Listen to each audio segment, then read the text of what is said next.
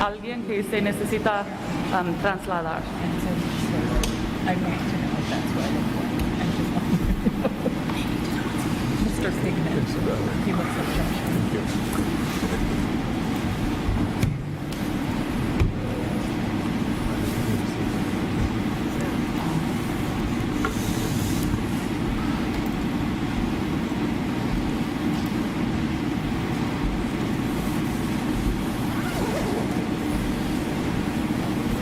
Good evening and welcome to the school board meeting of the Greater Albany Public Schools. I'll call us in order at 7:02. Please rise and join me in the Pledge of Allegiance.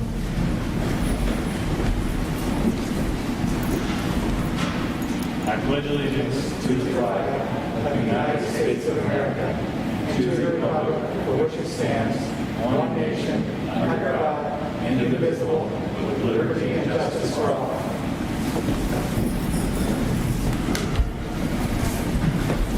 Thank you very much. That will move us to item B on our agenda.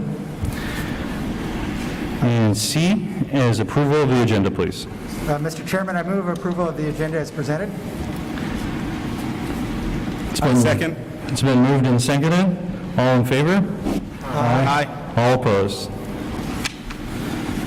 And that will move us on to D, comments from the public, and Mr. Saxton will be giving us a synopsis.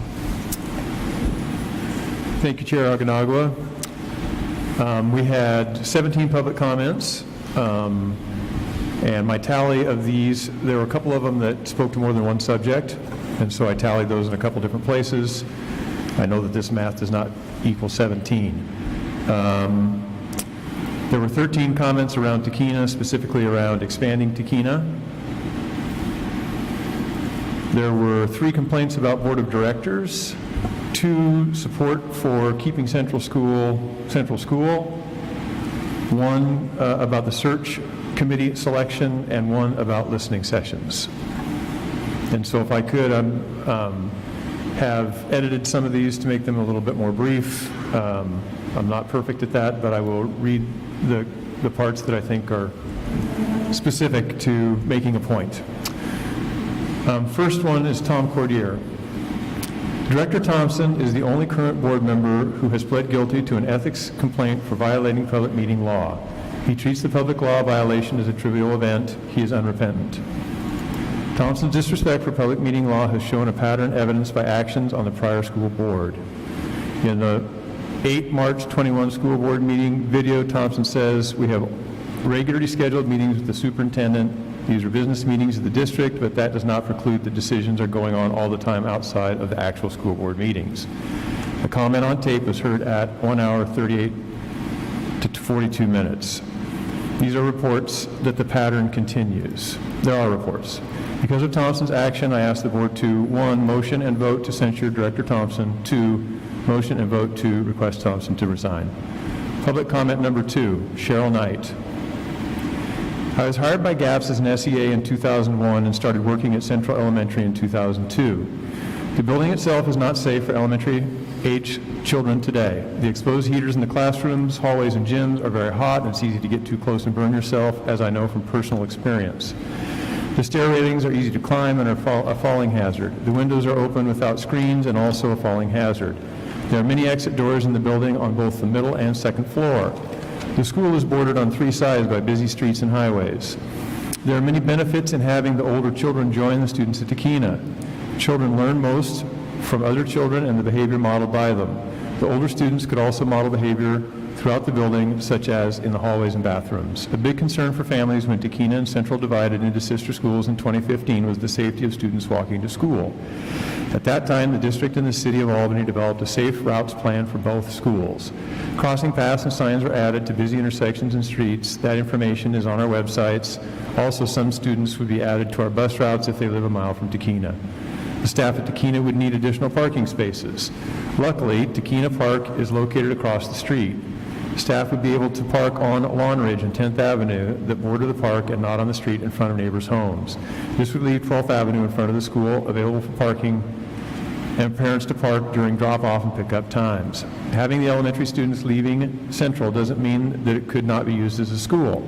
I think it's an excellent location for our third high school Albany options. Central School is a vital part of our Albany community, and I love that. It's well used every day. The district will benefit greatly by adding space to house additional programs there. Takina was built in 1971 with the intention that it would have classrooms added. The district has been given the money to make this happen now 40 years later. Please consider the needs of our elementary students today and vote yes. Public comment number 3, Jennifer Speltz Johnson. And the previous and this I am reading more complete form because they make comments about Takina that I think are central to some of the other letters that I then don't include some of those comments because they were made previously. I've had the pleasure of serving, this is again Jennifer Speltz. I've had the pleasure of serving the students of Central and Takina for almost 6 years. Throughout my time at Takina and Central, I have seen and experienced the hardships that are created for students, families, and staff by having 2 separate schools and by having one of those schools be a safety concern. Firstly, many of our staff are required to split their time between the buildings, including our principal, dean, counselor, resource teacher, instructional coach, music teacher, and PE teacher.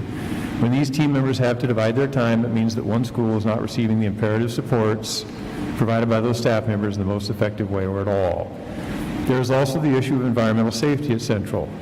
It is not a safe and secure environment for elementary age students. I have experienced a variety of student safety issues, including lack of appropriate air ventilation, especially when the air quality outside is too poor to allow for open windows, exposed radiators that have burned both students and staff, very high ramp railings which invite students to climb and walk on them, multiple ramps and stairs which create barriers for those with physical disabilities, and numerous exit doors which makes monitoring student safety much more difficult.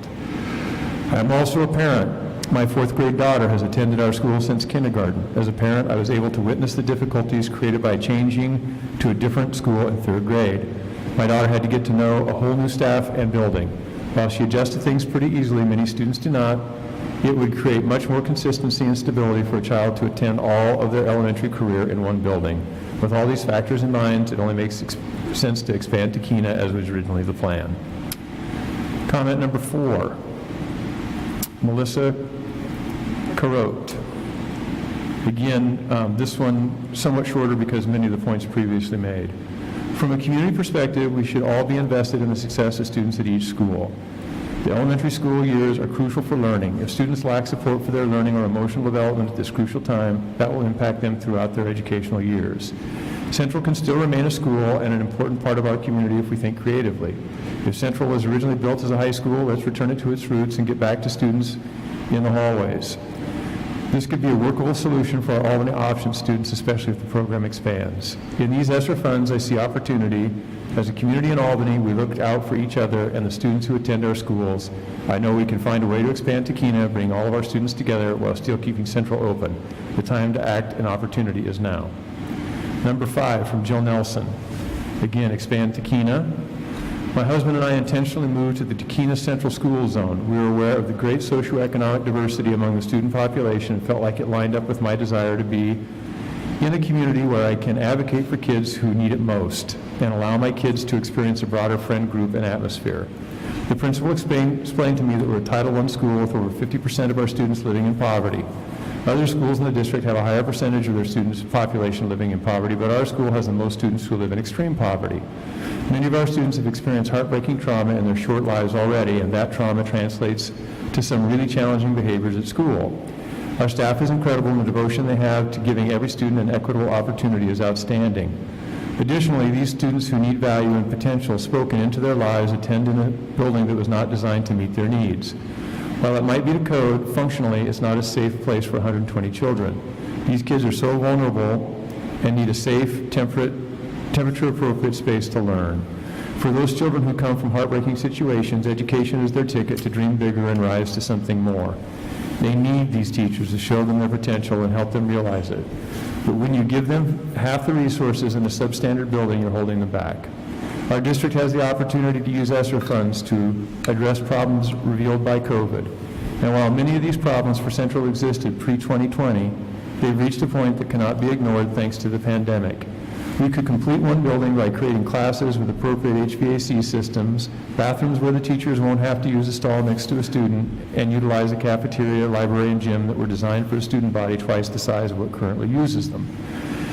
And it's us asking our board to do its best for a group of students in our district who don't have the ability to speak for themselves, nor do they have parents who are able to rise to this occasion. Comment 6, Christy Clark, expand Takina. I was a student at Central from 1st to 6th grade in the late 60s and 70s. My 4 siblings, many friends, and niece and nephew thrived at Central. I've known many teachers and staff at Central. I currently work at Central and have lived in the neighborhood my entire life. My daughter went to Takina as we live on the west side of Elm Street. My granddaughter currently attends Central. Central has been an integral part of my life. I love the history and story of Central. It is dear to me. However, it's time to put sentimentality aside and look at what's best for kids. One caveat, please keep the beautiful historic Central building intact. Albany needs it. Public comment number 7, Megan Rebello, expand Takina. I'm a parent of a 2nd grader at Takina Elementary, and I'm for the Takina Central combination. Structure and routine are essential for children, neurotypical and neurodivergent. My son is in the SLC class. Unfortunately, because SLC is only at Takina, the children who are in that program are moved to Liberty after 2nd grade. I know that neurotypical children have a hard time with change, and it can even be harder for neurodivergent children. They are moved away from friends, teachers, and staff, and they have known since kindergarten, and most likely won't see those peers again until high school. My son has grown close to his peers, teachers, and staff, and I have to already prep him on why he won't see any of them next year, why he will be attending a larger school, and he is terrified. It took me over a month for him to understand why his kindergarten teacher wouldn't be his teacher for 1st grade, and why his 1st grade teacher wouldn't be his teacher in 2nd. By combining the schools, these children will be able to have 6 years with their peers instead of being pushed into a new environment after 3. I know if the changes do happen, my son will already have moved on to Liberty, but I firmly believe that children who are there now and children after them would benefit from remaining at the combined schools. Thank you for your time. Public comment 8, Jessica Cornett, expand Takina. First, I want to thank the board members who have taken the time to listen to our Central leaders and parents in order to gain a better understanding of the reasons behind our desire to move to Takina. I would like to offer my perspective as a person who has not lived in this community for my whole life. I've been a part of this district for 4 years now and a teacher at Central for 3. It became very clear to me during my first year at Central how strongly the community valued our school. It also did not take long for me to begin to love the building and the community that I am privileged to teach. This is an important point that I would like to make. Our teachers at Central have so much love and respect for our building and our community. It is because of our love for this community that I believe it's in the best interest of our students to move to Takina. I also want to point out that even with this move, we cannot ever take away Central School's history. Central has been a wonderful school for over 100 years, and nothing will ever take that away. The building will still stay standing, and the beautiful Central School sign will remain above its historic front doors no matter what the school would become next. This move is about equity. Many of the board members have now also seen the cafeteria that students have to sit in and the room that we call our library, and also have heard our air scrubbers. Students spend so much time at school, and it becomes their second home. Personally, I want to show my students that they deserve a home where they can feel comfortable and welcome.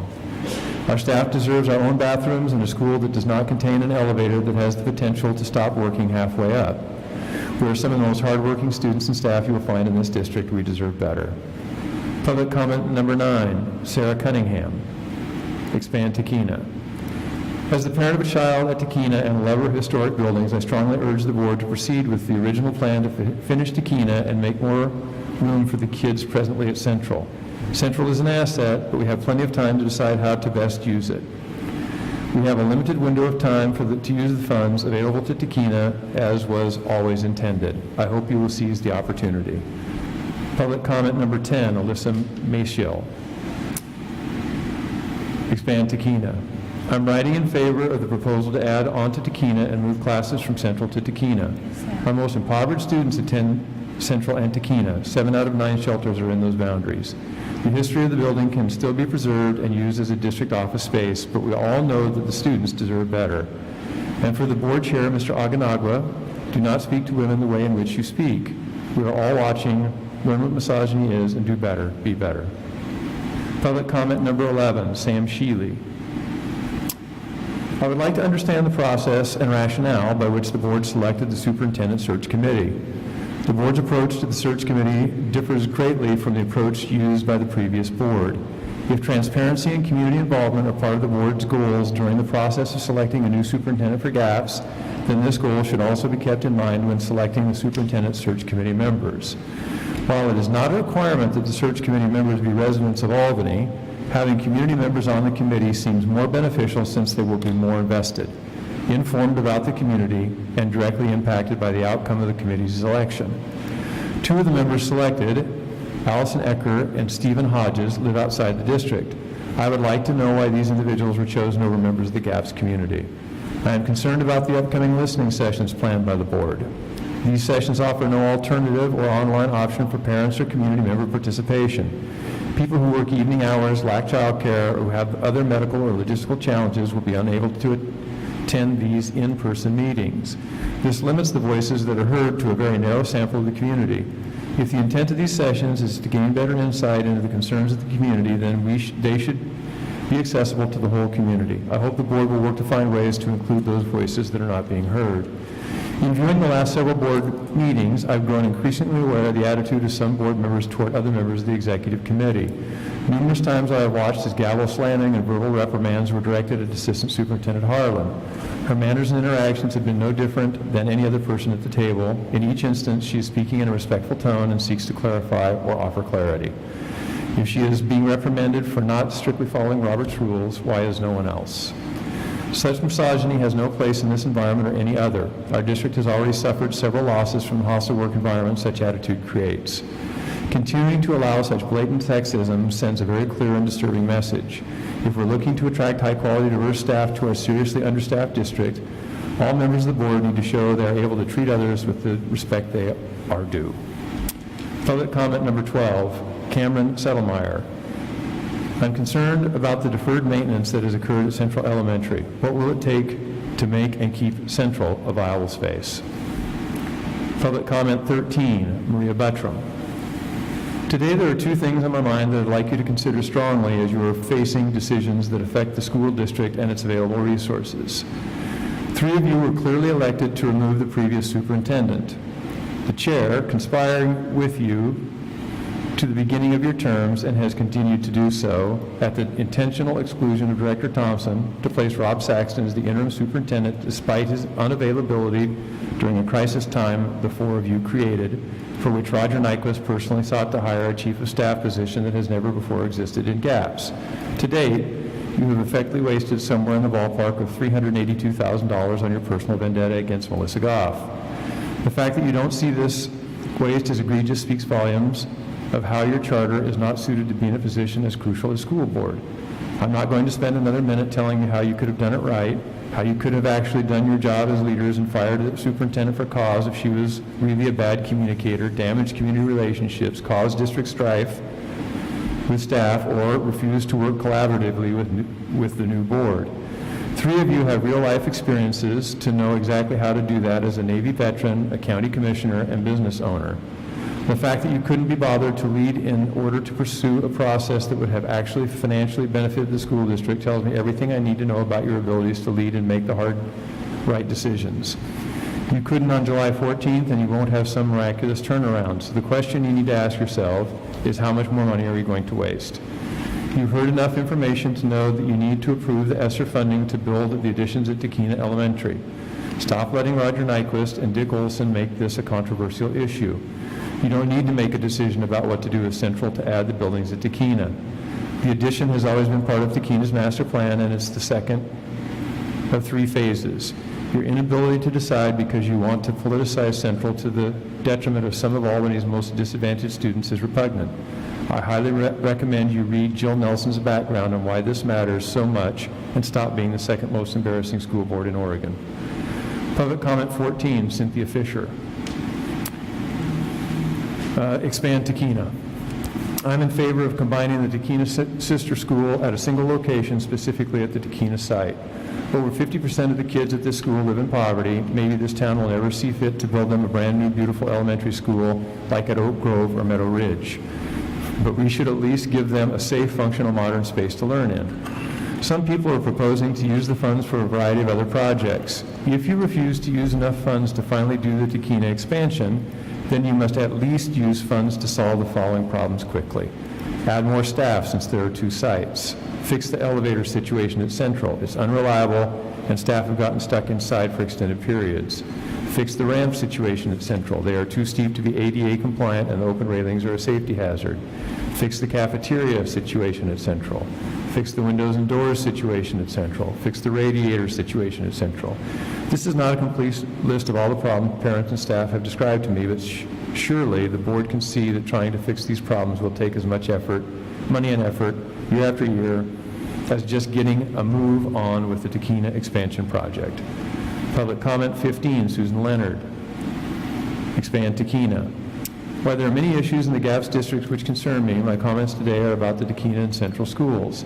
It's clear to anyone who has done their research that the Central School building is no longer adequate to serve the needs of students. The building is historic, and I'm certain it holds precious memories for many who attend school there over the decades, but nostalgia is not a sufficient reason to continue using it for classrooms. The plan to expand the Takina facility to include classrooms for K through 5 is not a new idea, but is part of a long-term phased plan. Data from the community has already been collected and shows overwhelming support for the plan. The future use of Central Building can be debated later. To delay the expansion of Takina when the funds are available for a limited time does not make sense. The half-baked arguments against it that were raised at the last board meeting don't hold up to scrutiny. Yes, some students would have to cross Elm Street to get to Takina School, but already many students cross Elm Street to get there to either of these schools. Yes, there will be more traffic at Takina as adults drop off students for school, but there will be less traffic in the Central School area, which is already a difficult traffic area close to downtown. Traffic outside schools in the mornings and the afternoons is the minor inconvenience all communities have to deal with to prioritize the education of our youth. I ask the board to put aside emotional pleas from those who are no longer actively involved in the GAPS district and listen instead to the teachers, administrators, and parents of the students affected. Make the right and wise decision for education. Public comment 16, Mark Leonard. Expand Takina. I've been regularly attending your meetings for months now, waiting the time when your actions match up with those stated intentions to do right by all district students, staff, and the public. The current debate surrounding whether to accept available funds for a long-standing second phase addition plan at Takina Elementary is a win-win opportunity for you. Please do the right thing here and listen to the knowledgeable experts, the staff and parents who must live with the results of your decision and the overwhelming public support for this obvious choice. Authorize accepting the funds for this Takina Central merger. And finally, public comment number 17, Ann Caitlin. I won't be able to attend the listening session this evening due to a city meeting at the same time. Here are my thoughts and some of the facts about the school, concerns.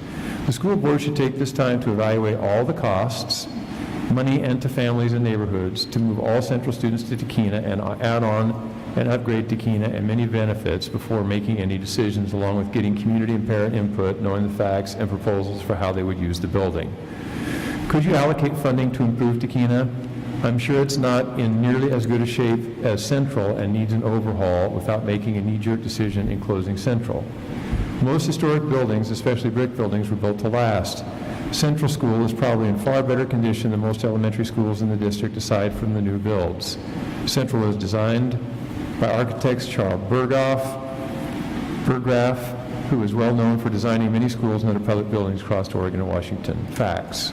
You may or may not be aware that GAP spent a lot of money on seismic upgrades to the school 8 to 9 years ago in 2013, and also all new fire escape stairs, among other upgrades. In 2019, the school got new electrical wiring for fire alarms and an elevator. The school should be very safe. Regarding concerns raised by others, city planner hat. Screens can be installed in windows without requiring historic review to circulate fresh air and cool air on hot days, as could air conditioners. Radiators are one of the most efficient heating systems out there and don't get hot enough to burn someone. They should be dusted and checked regularly like any heating system and could be replaced. Please take more time to evaluate all the pros, cons, cost, impacts before making a decision about Central School.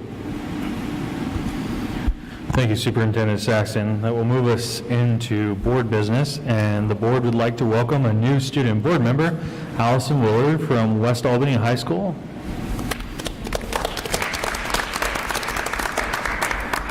We're excited to have you here tonight, and like I said, if you have something that you want to say, just raise your hand, and we'll get right to you.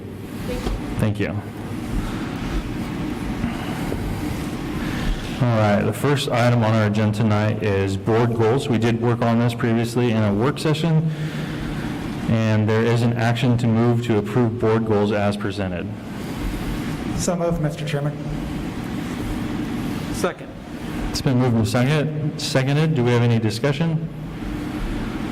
Hearing none. All in favor, say aye. Aye. All opposed? Motion passes. Second item is E2. That is our board working agreements. Action on the table tonight is to move to approve board working agreements as presented. Mr. Chairman, I move approval. Second. It's been moved and seconded. Any discussion? Hearing none. All in favor say aye. Aye. All opposed? Motion passes. All right, Dr. Morris, Mr. Thompson, you have E3, the superintendent search update.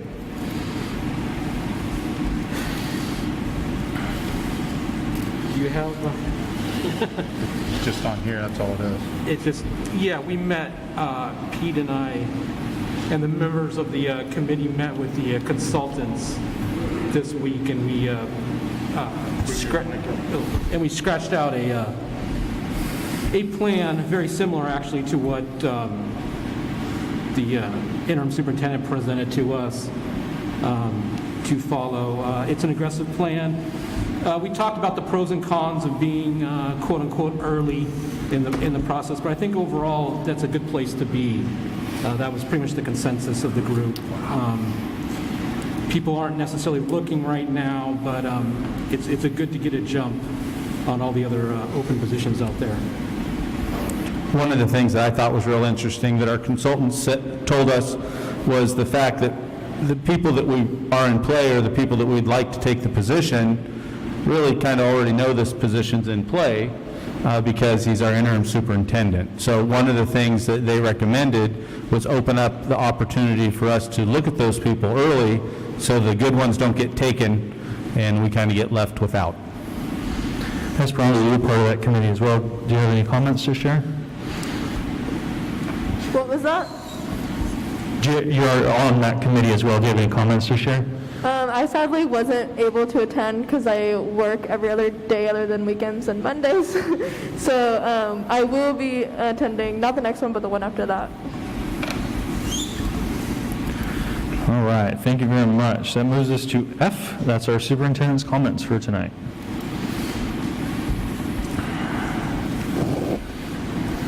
Thank you, Chair Oganawa. I think I've recovered from reading. Just a few things. We had a listening session earlier tonight. I just wanted to just very quickly talk about that. There were 10 people who had an opportunity to speak. 5 wanted to talk about Takina and their hope that we would add on to Takina. Most people seem content with keeping Central School as a building for the district, but not an elementary school. There were 2 folks who spoke the opposite of that, which was to keep Central School as Central School and continue with Takina. There were 2 folks who talked about vaccination requirements and in opposition basically to vaccination requirements. And there was one speaker who talked about how we measure whether or not students are learning, and a concern about state assessments and how that works, and what assessments we have here in the district. And we'll have a chance to talk about that a little bit later tonight. So just sort of my update on that. It was a spirited event, and there were some opinions shared that I'm certain created some angst amongst people, and there also was an opportunity to do some deep listening, and I hope everybody came away having learned something more than what they did when they first came. And it's a nice opportunity to be able to hear from the community, and I hope that we can do those, have them be civil, hear out what people have to say, and also make sure that we keep anything that gets shared appropriate and in the best interest of kids and people who attend schools in our district. A few other things that I had to talk about tonight. Just real briefly, COVID. You know, I think every meeting I'm going to say we continue on with school learning, and for most of our kids, we do typically have a few new COVID cases every day, and we do contact tracing, and we take the appropriate steps to keep students safe with quarantine and so on. Once in a while we have larger groups that have to quarantine, like a bus or a classroom, but those events are the exception and not the rule. After our last board meeting, we did need to close Takina Elementary to in-person learning for 6 days, but for 5 of those days, students received instruction through distance learning called RIM, and it's reported that it went well. I want to commend the teachers at Takina for the work that they did to make that happen, and all the staff who came together to make that happen, and for parents who I know supported their kids at home. We closed Takina because it passed a concerning threshold for COVID cases and quarantines, and glad that we did that, and I'm also glad that kids were back in school today.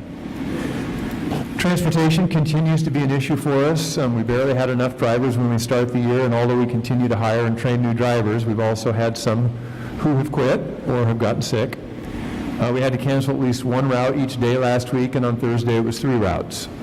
I think this issue will continue in the near term and likely become somewhat problematic, which brings me to the October 18th vaccine mandate. We continue to work through the governor's October 18th vaccine mandate, and I'll be able to give you a full report regarding employee status at our next board meeting, especially because the 18th will have come and gone. We do find that as we approach that date, we continue to gather additional information. I know that today we had a plethora of email come in with vaccine cards, and many of the employees who had gotten vaccinated back in March, who just had not yet turned theirs in.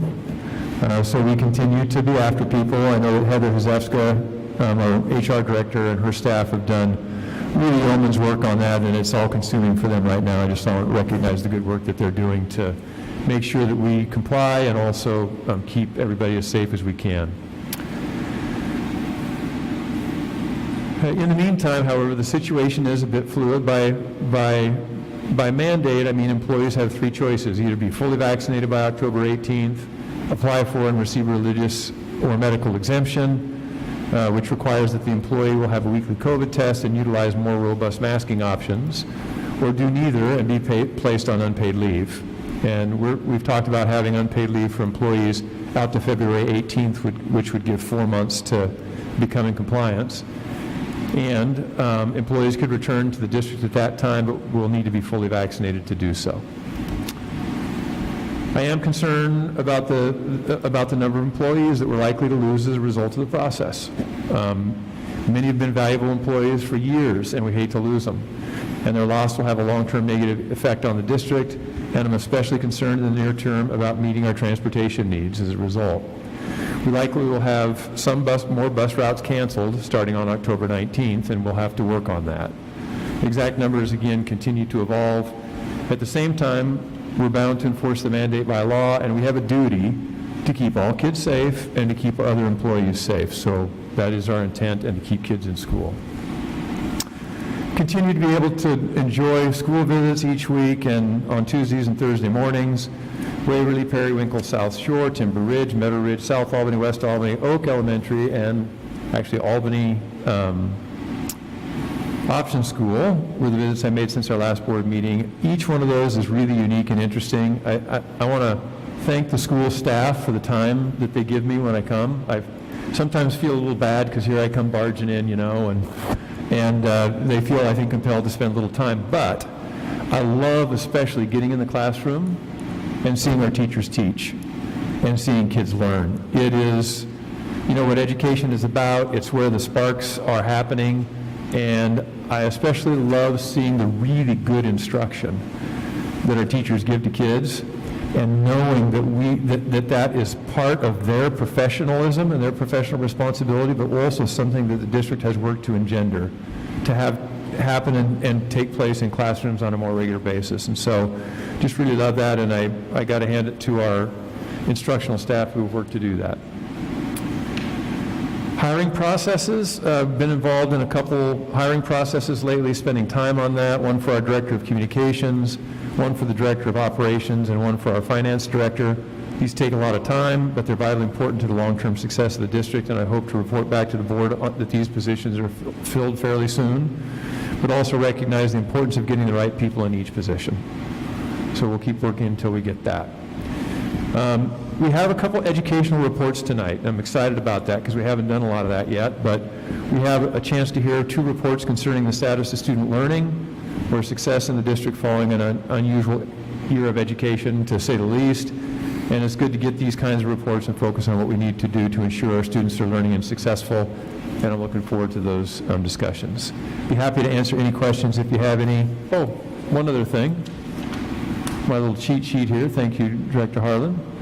This year, and also to our HR staff, we have 111 new hires in GAPS this year as teachers, about 20% of our licensed staff. 37 first-year teachers, 74 with experience, 44 are in-house moves. Classified staff, we have 65 new hires, which is about 8% of our classified staff, 16 in-house moves. So we have about 176 new hires, not counting the in-house moves. It's about 14% of staff. And it is a huge piece of work that our HR department has done, and just want to thank them for that. And it also spills then into our business department and instructional and everybody else, right? It is a big deal, but it's nice to have those folks on board and having our schools run the way they ought to. Thank you. Happy to answer questions.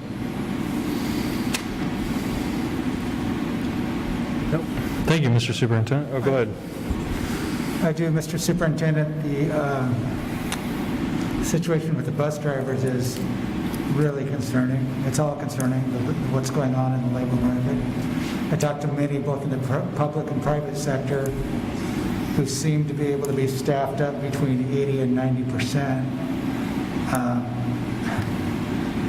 Getting at 80 to 90% for bus drivers isn't going to work, right? So That's correct. my question to you in a public meeting, do we need to come up with some type of short-term financial incentive program to make sure that we have enough school bus drivers to get us through the next 90 days in this uncertain labor market? All right. Thank you, Director Nyquist. Thinking. We actually, I saw some data today about our bus drivers, and don't know that I have it right at my fingertips right at this second, but I might actually have it on my phone, that indicated that we probably are a little bit better on drivers specifically than we previously thought. See if I've got it. Here we go. We are down to 2 drivers not having vaccination cards. A couple attendants, a couple trip drivers. And then some of the folks who drive our cargo-type vans around and move things around the district is where probably the biggest issue is within transportation. And so we actually are in fairly decent shape as compared to that. The problem is we don't have a lot of wiggle room, right? We need them all the time. And that's where that sits. But we need to continue to work on it, see what we can do to work with a couple of drivers who are not yet meeting our needs around the vaccine mandate. So, as I'm somewhat new to this position, I would just ask process-wise, if you concluded that you needed to do those kinds of things in the way of short-term incentive pay or whatever else you need to do, is that something you have to come back before the board with, or do you have the authority to just do that? Yes. I believe that we need to come back before the board, and earlier this year we did offer incentives to drivers that were new to the district, so there was a bonus that was there and you all took action on that, and that has helped us attract some drivers. And so we do have that in place. But yes, we would need to have an MOU, a memorandum of understanding with the association. That would have to be adopted and the board would have to approve it in order to cause that to happen. So procedurally, there's no way now for us to give you that authority, delegated authority, and go forward and just do it should you need to? No? That's correct. There's no way for you to do that because we would first have to enter into negotiation with the association to cause that to happen and get their agreement. Thank you. And absent that, we could not. Yeah. A big issue for us right now is getting drivers that we have hired trained, and we've had a couple of challenges with that around some of our trainers being out ill, and they are returning, and we're on that right now, so I think that will help us as well. Okay, I would just encourage you, should you think you need to go there, I think we're probably all reachable in some way, shape, or form on 24 hours notice. It's just, let's not get caught out on this thing waiting for another meeting. That would be my sentiment. Understood, appreciate that, and a note of that will be made. Thank you. Pete? No questions? Michael? No. Thank you, Mr. Superintendent. That is going to move us to board reports, board liaison reports. Gentlemen? Sure, I'll go. I had an opportunity to talk to Lynn County Juvenile Chair, Tori Lynn. It was an interesting conversation. One of the things he talked to me about was the reporting of abuse and violations has gone way down. If that's a reality, that's awesome. One of the things that they believe this is due to, though, is that these children aren't having the same kind of opportunities to report to adults. So, I mean, and it's a big number. So I asked numbers because I wanted kind of the data on it. He said a typical month we'd get anywhere between 80 and 120 reports. The last few months we've got 20. So that's a huge change. Hopefully it's because none of it's happening. Lynn County has an intervention specialist and 2 probation officers that are in and out of our schools on a daily basis, helping our students navigate being teenagers. They are some of the adults available in our schools for our youth to confide in. Also wanted to kind of give you a catch up on Boys and Girls Club. The Boys and Girls Club is still looking for a new staff who can help them expand their capacity. Currently, the Boys and Girls Club only has 225 students in their after-school program. To get an idea of what kind of demand is out there, they got a few new staff members and were able to open up 50 new spots. In a matter of 5 minutes, 50 spots went away. Also, the Boys and Girls Club supports about 300 kids daily in their sports program. I also got the opportunity to talk to Chris Reese. He's the director at the YMCA. The YMCA continues to be a fantastic partner, helping the district provide opportunity for our youth. The Y has some exciting things going on. The Y has a pre-K program providing 140 of our youth with pre-K programming. Once their 3rd facility opens in November, they will have the capacity to provide pre-K for 200 kids. It's pretty amazing. The Y is in the process of building 4 turf fields that will provide amazing athletic opportunities for our community. If you drive by the Y and you see all those buildings coming down and things getting leveled, that's what they're trying to do there. The Y also has an after-school program that currently has 60 students enrolled. It has a capacity of 90. It is somewhat like the Boys and Girls Club program, where our buses actually take them to the Y or take them to the Boys and Girls Club. It's pretty amazing how, at least for me, that program didn't exist when I was there. The Boys and Girls Club would typically have 400 kids after schools, and now the Y is stepping up and helping us out with that too, which is pretty impressive. One other thing that the Y is currently doing, the Y just recently opened a Young Life program on their campus for those who might be interested. That's all I have on liaison reports. Thank you. Thank you, sir. Any others? Not as intensive, but I did participate with the Lynn Benton Hispanic Advisory Committee. I have been participating with them.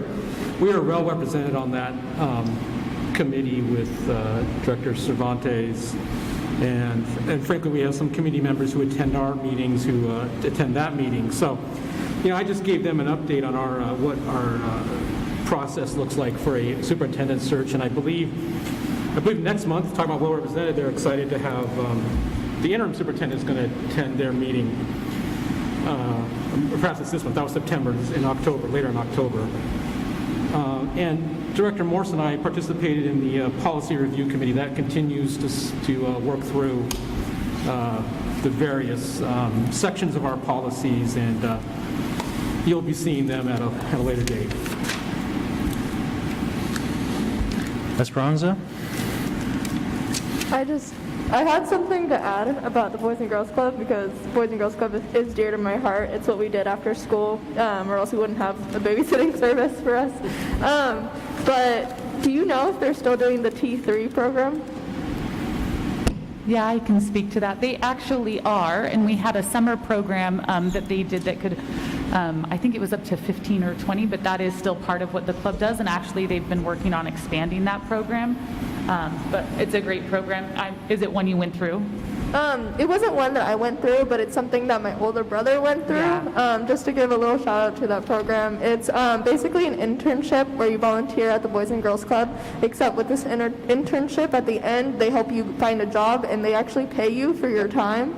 Right now I think the payment's at $500. After I think, it's like I think it might be an 8 to 10 week program, and you also can receive high school credit for it. And so we worked in partnership to try and expand and sponsor students to be able to do that so that they could offer it to more students over the summer. Yeah, it's a great program. One of the things that the Boys and Girls Club is having problems with, what we talked about, is staffing, like many places, and it's really important that we get them staffing. One of the things I know that we wanted to do in the district is open up a satellite, and we don't know if we're going to be able to do that. It was shooting for, was it Waverly? Yep. Waverly in January, and that was really our goal. I think the only thing that will hold us back is, quite frankly, staffing. If they are unable to staff their own building, how do we do a satellite? And Allison? Yes, I have a few reports regarding some things that we've had going on at West recently. Last week was our homecoming week, which was exciting. We had the Powder Puff football and volleyball and all that stuff. I think we're all just super grateful to have the opportunity and also the organization of all the students and staff who have really worked so hard to let these things happen for the students and kind of return back to some sense of normalcy with football and with dance and things like that. There's also a few upcoming events at the Albany Performing Arts Center, which is the new auditorium at West Albany. Tomorrow night, West Albany graduate Jenna Scarfel will be performing her master's recital on the mezzo-soprano vocal. Also this Thursday, the 14th, there will be a jazz concert with bands from West Albany and from the middle schools. And then in the following weeks, there will be concerts from South Albany Choir, West Albany Band, West Albany Choir, a few middle school bands and choirs as well. And I think this all just really goes to show how important this new space is for the whole community, and just how grateful everyone is that it's a place that we can all use, not just West Albany, but also community members and middle schoolers and other high schoolers. So if you hadn't had a chance to see it in action, I'd recommend coming to one of the concerts in the next few weeks. Thank you very much. All right. So first I would like to go off of a boys cross-country meet that we had last weekend, and we actually had a senior who, how do you say it? He has a new school record for South Albany, so congratulations to Logan Parker, who now holds a South Albany High School record in cross-country. His time of 15:40 puts him in an elite category that gives him the opportunity for a D1 scholarship. Also, we have a sophomore that was just 2 seconds behind. His name was Matthew Resnick, so that's amazing, especially with Matthew being a sophomore. And we would like to say thank you to all of our staff that helped out with homecoming week. It wouldn't have happened without you. The planning, the activities, and most importantly, the events during and after the Friday night football game. The staff that stayed until 11 p.m., you are amazing. Thank you. Truly appreciate you. So a couple things to talk about the week. Spirit Week was amazing. It was amazing to see the students all dressed up, participating, having school spirit. It brought so much more normalcy that we've had, I think, all year in the past 2 years. We had activities planned out each night. Each day we had music out in our quad. It was just great to have that at school, to be honest. And the game was amazing. We won, of course. What else could I say? And the dance was a great, not the dance, the social was a great, I'm gonna get in trouble. The social was a great time. We had activities planned out. There was beanbag ball toss and some other things that we had all laid out for the students. And also, thank you to Javier Cervantes for presenting about Hispanic Heritage Month at Southwest Albany. I went to that presentation, and I truly thank you for just, I feel more enlightened about my own Hispanic heritage, and I walked out of that knowing way more, and I truly appreciate it. Just another thing to keep gloating about South.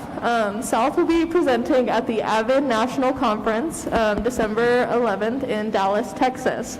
So this is amazing because South is the only AVID demonstration school in Oregon. And I'm going to keep gloating. Something that I heard back from the students was listening sessions, but not listening sessions for students. Students want their voices to be more heard. They love that I have this opportunity to come out here and talk to you guys, but they don't feel like their side, I can't present it as well as they can. So I was hoping that we could hold something that the old superintendent was holding at the schools, was like a forum for students to come, whether it be in person or online. I think most students would prefer online, but if it's something we could hold during a flight, which is when right now most students are having, I go to all the college demonstrations where they come and tell you about their college, try and get you to go. I think it would be amazing if we could have a school board director come to that career center during flight and just have a session where students can talk about what they want to talk about, listen to them, and it's during school, so you're going to get a lot of students. Maybe 30 minutes isn't enough, but it's something that we could work towards, and I think it'd be an amazing opportunity just for you to hear directly from the students. And that is all I have. Thank you very much, ma'am. And you're more than welcome to invite us, coordinate through the superintendent, and he'll let us know. Thank you. All right, everyone, that brings us to I-1. This is going to be part of our consent agenda, and this is our personnel classified report. Do we have a motion to pass I-1? So moved. Second. All in favor? Aye. And next item is I-2. This is our certified report. Do we have a motion to approve? Move to approve. Second. All in favor? Aye. And minutes from 8/11/21. Do we have a motion to approve? So moved. Second. All in favor? Aye. Minutes from 8/23/21. Do we have a motion to approve? Move to approve. Second. All in favor? Aye. Okay, brings us down. It is in our consent agenda, but we didn't actually cover it last time. The BIC SSC MOU. Do we have anyone who wants to just speak to this? I would just like to say thanks to that group of people who help us with our kids that need extra help. I mean, this is a very tough job, a very demanding job, a very needed job. Very thankful to all of them, and I'm glad we're showing some appreciation. If could, yes. Thank you. I would just like to say kind of a shout out to, thank you. A shout out to our associations. I think the reason we see these MOUs happening and we're making movement in areas like our behavior classroom and supporting the staff there and the real recognition of what they do is because we have great association leadership who really works collaboratively with the district. We don't always see eye to eye, and some things move slower on our end or slower on their end. We may feel that, but we are always at the table together. And I believe we do have Helen Jacobs here, our Classified Association President, and Lindsay Jacobson. Lindsay's also here. Okay, sorry. And these MOUs happen because of the working relationship we have with our associations, and that happens through hard work and conversation, and they're looking out for their staff. They know we are looking out for the staff, and the board cares, and it's really coming together cumulatively. And so I just want to give that, because as we talk about these MOUs and ideas that we have, it's through that collaborative process, and it just makes me feel really good working in this district for that reason. Thank you very much, ma'am. So here a motion to approve the BIC-SEA reclassification MOU. So moved. Second. All in favor? Aye. That brings us to item J1 under old business, Takina Central ESSER funds. Thank you, Chair Aganagba. Yeah, so just bringing up the same agenda item as before and looking for comment from the board. And if I could, Mr. Chair, just a few things, a couple comments about this, and I apologize because earlier tonight I sort of spoiled this for anybody who came to the listening session because I got asked directly, and we want to be pretty transparent when we are talking about those things. There's nothing probably new here, but I will cover it anyway. First of all, one of the things I want to say is I want to thank everybody who has shared their opinion about this. It's an important topic in our community, and I really like that people have engaged about it. They've been passionate about it, as is to be expected. And I do have a recommendation to make to the board tonight. You do not need to take my recommendation, and I will not take any offense if you do not, as the superintendent, but I will make what I think is my best faith recommendation around this issue for you. I think there's some important background for everyone to understand, because sometimes I hear people talk about this and there's some misinformation, so I want to try to be specific. We have ESSER 3 funds, which is the Elementary and Secondary Emergency Relief Fund, and we've had 3 rounds of ESSER funding. The first ESSER 1 was $1.8 million, ESSER 2 was $7 million, these are very close, and ESSER 3 is $15.7 million for a total of $24.5 million in ESSER funds. Uses for ESSER funds, Michael Wiltfong, who is at the Oregon Department of Education, and he's the director of the Oregon School Finance at the Department of Education, offered this quote recently in an online tutorial about the use of ESSER funds, and he said, quote, "If it's education related and it's in response to the pandemic, it will most likely qualify as long as it's reasonable." He goes on to say, the emphasis has been placed on addressing learning loss, especially for historically marginalized students with ESSER 3 funds and ESSER funds. And finally, ODE states, there's a concern with the type and amount of requests in ESSER funds on capital projects. You should be prepared for scrutiny, audits, and questioning about the use of ESSER funds for capital projects. Now, they equivocate, indicating that if you can draw a straight line from your use of these funds to something that is COVID-related, that it's acceptable. Our ESSER 3 plan is due on October 20th, 2021, so about 9 days from now. And it's going to require some time and expertise to prepare. I know that Assistant Superintendent Harlan has previously applied successfully for ESSER 1 and ESSER 2, has also worked extensively on our School Improvement Fund uses, and that those two things are kind of tied together in the way that application happens.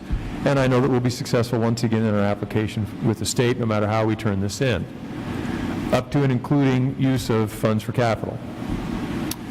There is adaptability to the plan, and this was a really important question that I needed to ask during the workshop, and that is, when is the last time that we can change our plan? ESSER 3 funds are usable through September 20th, 2024, and Oregon Department of Education indicates that you can change your plan and resubmit revisions through the end of that date. So we can resubmit a plan as late as September 20, 2024, and have it approved for our use of funds. I'm not sure how we would spend them, like in the next 10 minutes, but theoretically that's possible, I suppose. So around the Central Tahkeena decision,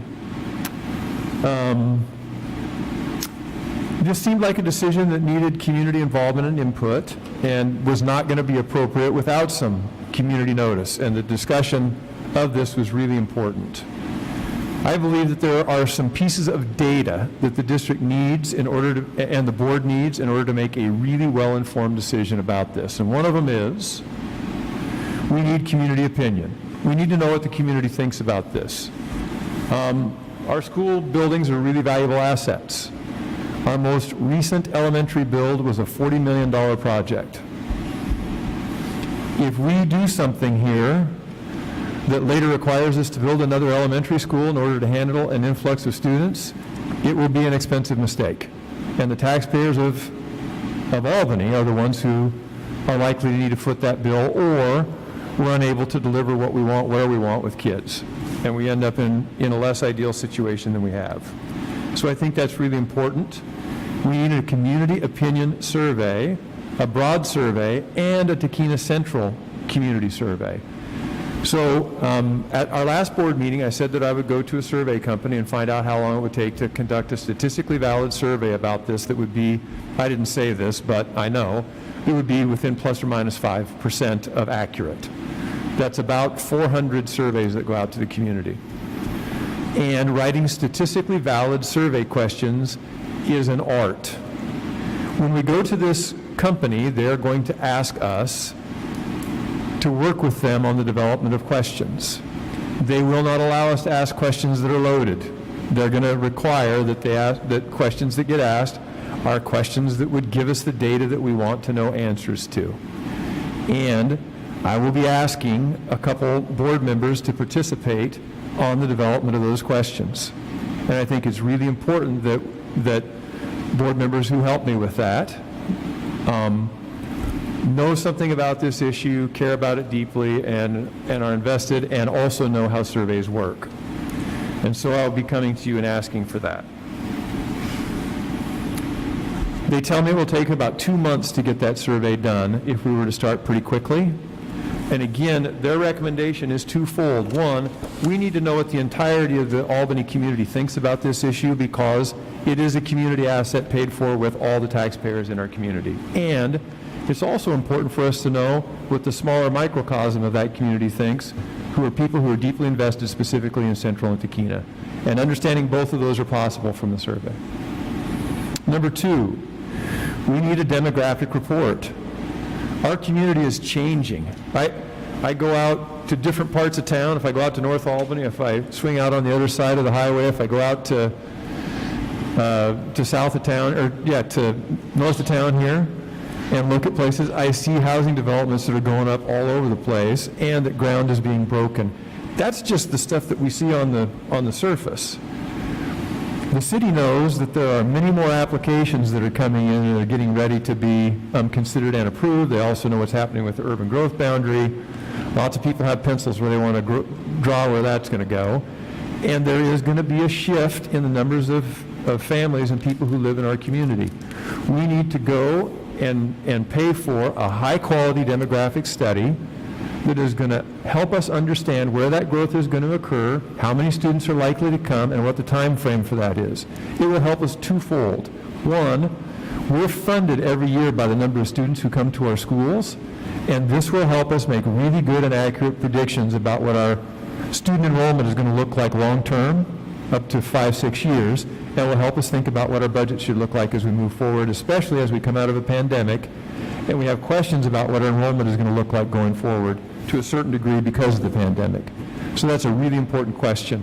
One of the things that a demographic study can do is tell us what live births we have within the zip codes that represent our community, and then likely what's going to happen years later when those kids show up at kindergarten. They also can tell us what kind of housing is likely to be developed and the average number of students who come from that type of housing. Is it single-family dwelling? Is it duplex? Or is it apartment? And what that means, or is it low-income housing? Is it senior housing? What is it, so that we know how many kids we can expect from that kind of housing, with an expectation about where that's going to occur and what kind of growth it is. And absent understanding what our growth is going to look like, I don't think we can adequately understand what boundary shifts could or could not need to happen in the community and what that means for students attending this building. And I do think that we can get that done, and that is a 3 or 4 month turnaround time. And there are a couple different companies that do that. The district formerly used a company out of Colorado that I'm told did an exceptional job. Many districts in the state use University of Portland and their Center for Demographic Studies to do that, and we can work with one or both of those to get those kinds of estimates. When I look at Takena and I think about what is needed there, I have a question about precisely what would be needed there were we to choose to turn this into an alternative use and have Takena build. Is it 6 classrooms or is it 8? If we were going to do that. It's an important question. It might be 8 when I look at district facility, and if I understand the information and data that would be presented to us based on demographic study and also based on community opinion. And so that's a really important question to me, and something that we need to know the answer to. If we're going to do this, let's do it right. And lastly, we need to know more specifically what this school needs. I can walk around and see some things, and I really have appreciated the time that some of our board members, many of you, spent coming here over the last week or so and learning from our teachers, staff, principal, and community about what the needs are here, and their time that they took to make those explanations. That's been a good thing for us to come to grips with. And I can walk through the building and see some things that I think need to happen. But I also walked through it with an architect the other day who had a really different perspective than me and is a much better expert than I on what that means and what that looks like. And there are other experts that we should bring into. We need to know what this school needs. Because if we're going to continue to use this as in its current model, there are costs here. There are expenses here. We need to know what they are so that we can make a good decision. So those are 3 pieces of information that I think we need. A demographic study, a survey, and some building reviews both here and at Takena about what it's going to take to get us the kind of facilities that we need to long-term serve the community in a smart and efficient way. I know that I've heard some people talk about Albany Option School could be in this school. I've been to Albany Options, 4 or 5 times since I came to the district. I was out there today. I want the community to know that we have a purpose-built alternative school in Albany Options. It is a beautiful, high-quality, efficient alternative school. We would not want to move, we would not want to take that, we built that on purpose to be the alternative school. And it is exactly what we need for that. It is a quality facility. We don't want to make that change. And we want to leave that the way it is. So I just want to make sure that that is understood by people. Again, we have valuable assets in the district, and every taxpayer in the district is impacted by what we choose to do with them. I also want to point out to the board and to the community that while school districts often have a dearth of funds, there are other alternatives to fund things. I don't think we have enough ESSER 3 funds to fund 8 classrooms at Takena. But I do know that districts can make a decision to go out for a full faith and credit loan, and that this district has gone out for full faith and credit loans to do construction in the past, and is right now. In fact, we have a full faith and credit in the building of our new transportation facility. We do get some reimbursement from the state on that, but we do have that, and we can do those, and our bond rating is excellent, and it's something we can do and afford. We also would have a future bond, and at some point in time, That's a long ways off. I'm not trying to get people nervous. But you also can work a full faith and credit for payoff on a bond if actions are taken appropriately. So you could actually do a full faith and credit and pay that off later. We also have construction excise tax resources. We make about $600,000 to $800,000 a year on construction excise tax, and if the community continues to grow like I think it's going to, I expect that number will increase. And then there also are possible property sales. That's way outside of my purview. I haven't done the research to know what that could be or couldn't be, and I don't want to make anybody too nervous, but I want to cover my bases here. So with that being said, I have a recommendation to make to the board. And my recommendation would be that the board set aside $4.1 million of ESSER 3 funds that would be eligible to be spent as early as this spring, but as late as September 2024, and that we turn in a plan to the state that would set those funds out to late dates and have spending targets for those that would be about learning recovery. But that we hold those funds so that they can be used should the board later decide that they want to add on to Takina. And again, that would do the 6 classrooms. If we needed to do 8 classrooms, we'd need to come up with other funding sources to complete the project. And I would recommend that if the board's going to do that, again, that we do it right the first time. Second, that we gather the needed information to make such an impactful decision. Survey, demographic report, school upgrade needs.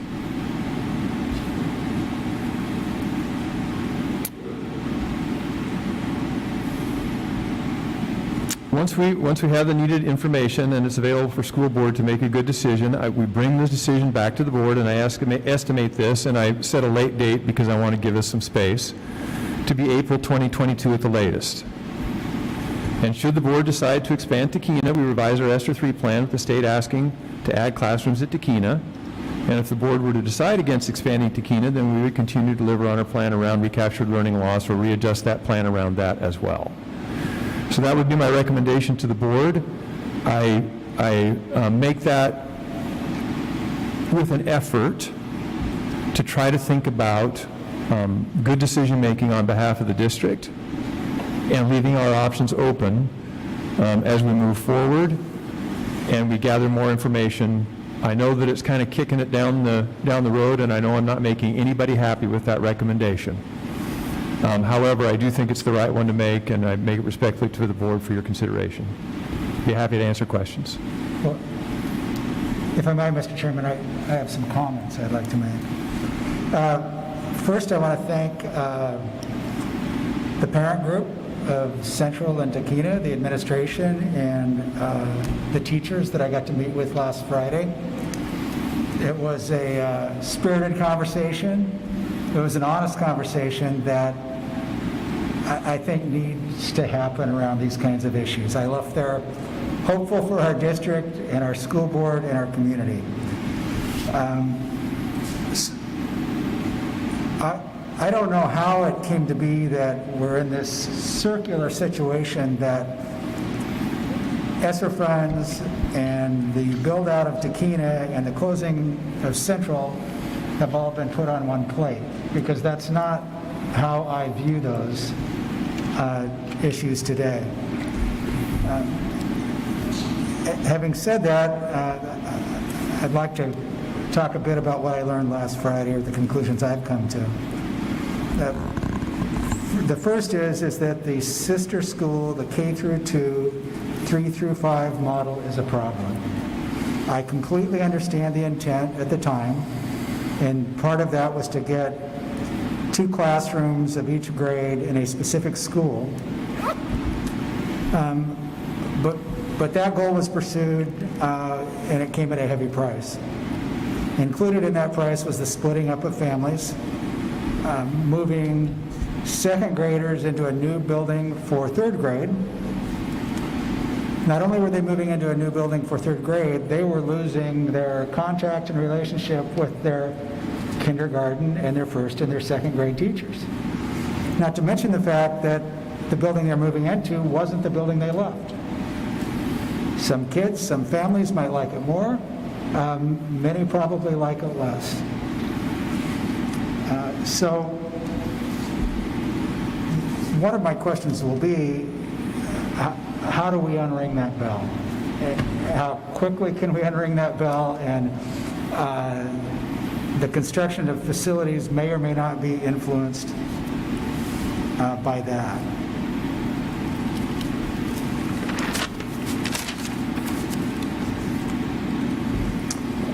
This school, more than 100 years old, is a building that we all should be proud of as a community. For a building this age, it's a beautiful building. We toured the building Friday morning with a local architect who's familiar with refurbishing buildings and old school buildings and bringing them current. He also concluded that it was a wonderful building, a sound building, but there's about 20 years worth of deferred maintenance. And no matter what we do with this building, we're going to have to spend money. I would point out that I think it was 2013, 2014 time period, maybe, that the district received a couple $1 million to make this thing good in the event of an earthquake, to the extent you can do that. Also had $400,000 spent here from the last bond to put an elevator in. So there's a recent investment there. So what we do going forward, we've got to address this as well. It would seem like immediately we really need to update the lighting. We're paying the price today of not having modern HVAC in this building. And to be a school that accommodated folks adequately in the perception of many parents at least, we need a library and we need a cafeteria beyond what we have here. I have no idea what those cost, but I think that we need to figure that out. To the issue of Taquina, it looks great, and I left there. That's a great new school, and thing was built when I was about 12, I think, and I'm old. So it's a great looking 50-year-old school, 48 years, I think. There's clearly an opportunity to add classrooms to leverage the large gym, the large cafeteria. And so the question is, how large? We talked about 6 classrooms. I have not seen the proposal to add the 6 classrooms. I'm told it's more than $4 million. $750,000 a classroom seems expensive to me. I would need to see that, and I may still not believe it. I'm very concerned about traffic, and if it's built out, that it be done in a way that it attempts to minimize loads and increases on traffic to that neighborhood. I know that's not always been the priority as we've built or added onto schools here and in other places, but I just don't think that we should do bad in the way of traffic congestion on purpose. I just don't.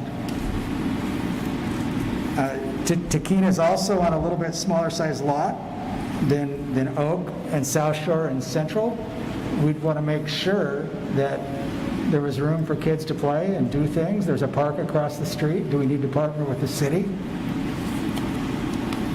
Those, in my mind, are questions all that need to be answered. Gentlemen? I wasn't sorry. So I'll try to move it along here. The bigger issue, and I don't know the answer to this, is what's our build-out plan? We're dealing with Central and Taquina right now, in some part because of passions of parents and educators in the community, but how many other places do we have in the district that we have similar issues? As the superintendent mentioned, the growth in the community, it's not necessarily on the west end of town. Can we do this in a way that helps relieve the load of incoming youngsters? It would also, as a longtime resident of Albany, it's just my opinion, I've not scrubbed a budget or got involved, is that we've been light on the improvement dollars in our budget, and that a plan that doesn't update a couple of schools yearly in an aggressive kind of way like we would be doing with Takina is not a plan that I'm comfortable with, because it leaves us waiting every 10 years and asking the community for a whole bunch of money. I would be much more comfortable doing things incrementally as we're talking about. So for me, I will not vote to close this school. I believe it's worth saving, and I believe it will cost us less money to save this school as a school than it will to build a new one with the same capacity. I'm absolutely interested in pursuing the addition at Takina. I don't think the two issues are necessarily tied together. We just need to conduct our due diligence. But first and foremost, we need to use the money as Congress intended. And we're not the only ones in this country having that conversation. Representative Bobby Scott, the top Democrat on the U.S. House Education Committee, said just last week, "I suspect you can make a case for anything, but the purpose is clear. It's to open safely, stay open safely, and deal with learning loss. These are targeted resources needed to address the fact that a lot of children just didn't achieve much for about a year." So we're going to get some test results, and we're going to figure out where we need to go, and I don't believe that it's one or the other with the ESSER funds. We need to do what Congress first prioritized us doing, and if we wind up using all of those funds to bring kids back to, as a community, we all hope they will be, we need to do that. And we need to look for funds elsewhere should we go forward with Takina, which I'm very interested in doing. Thank you all for your time. Thank you, sir. Gentlemen. Yeah, I'll go ahead and speak. You know, this really feels, at this point, at this late date, it's October. You know, we approved the use of these funds in June in the first go-around. And it feels like a delay that will end up being, once again, kicking the can down the road. And my child and the children of this neighborhood in this area continue to suffer the consequences. Using the phrase "close Central" is so pejorative. Well, no one's talking about closing Central. The fields, like they were used tonight, are going to still be used. This gym is used every week. There's so many different ways we could use a limited. There are district programs that involve kids that can be used in this school, and I don't understand the arbitrary hard line that if there's not a traditional classrooms in Central, therefore that's wrong. Therefore, we can't exist without that. Saving this building for the future is not to treat it as a time capsule. It's difficult. It is difficult trying to marry, in terms of historic preservation, marry current day use with a historic building. It's costly, and I see people have mentioned costly. It's real costly, and it's something this community continues to kick down the road, and we're doing it again. I agree. In my own experience and the experience of the parents and the teachers, you know, I am gobsmacked that we're talking about professional community surveys. I got a survey. It's every staff member here at Central. That's my survey. It's my parents that I work with. That's the survey. The sister school model is not working. And frankly, my kid will move on to Memorial, but I'm here for the ones to come, and I realize you're only talking about April, but it just feels like this is a delay that's going to get kicked down the road, and it's going to be years once again. And then the issues of Central, Next year in 2022, 23, 24, we'll just throw our hands up. We won't have this opportunity anymore. And there'll be kids in the school. That's what happens. As long as there's regular classrooms, everything is fine for some people. And then they turn the page and they go on and they don't show up at these meetings. They don't show up in the district. You know, it is, we just agreed for some board goals, and we said, provide a safe and welcome environment for all staff and students. Except we have to do a survey to find out if we're going to provide a safe and welcome environment here at Central. Or the staff that would go back to Takina. You know, it's just, I can't believe we talk about all this survey and getting the right information, and we approved the first half of this project with hardly a word. The part at South Shore, with hardly a discussion, hardly a question. It just shows. It shows that parents don't matter here, and the staff who's put their name on their letter, that doesn't matter. You know, that gets talked around. We are the leaders of this district, and there's going to be some other issues. You know, it's pretty rare in my little short time to have a whole building tell us, a whole building say, these are just the inadequacies. This is wrong. And here we have it, and we're just going to wave it away just because. So I'm ready to build on to Takina and then decide what happens to the central building. The central building, not the school. I agree that the addition at Takina and quote-unquote closing Central shouldn't be tied together. I do also agree that we need to look at the long-term future and figure out many of the things the superintendent has recommended. I don't think us voting not to execute it now means that it's not going to happen.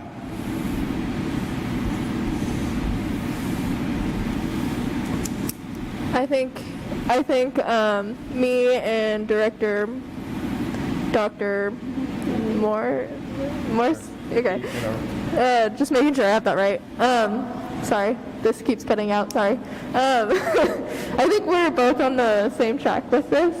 I personally believe that the add-on of Takina is more beneficial than most of the staff, especially with, if you think about the losses that we've had in the past few years. I see that we're going to be talking a bit about that in the next reports. So once we get that information and once we get every information that's put out there, we can talk more adequately about what's going on. I don't feel like we have all the information that we need to really come to an agreement with what's going to be going on with this ESSER funds. And like Dr. Morris had said was, just because we don't necessarily spend it right now doesn't mean that it's not going to happen, and I fully believe that with the greater amount of knowledge, we can come to a better agreement with where the money's going to be going. Yeah, I might add, I agree with Director Thompson that the staff and students and families are likely going to be the primary stakeholders in this decision, but like with that in mind, it's still super important that we have like a really complete picture of how the community feels.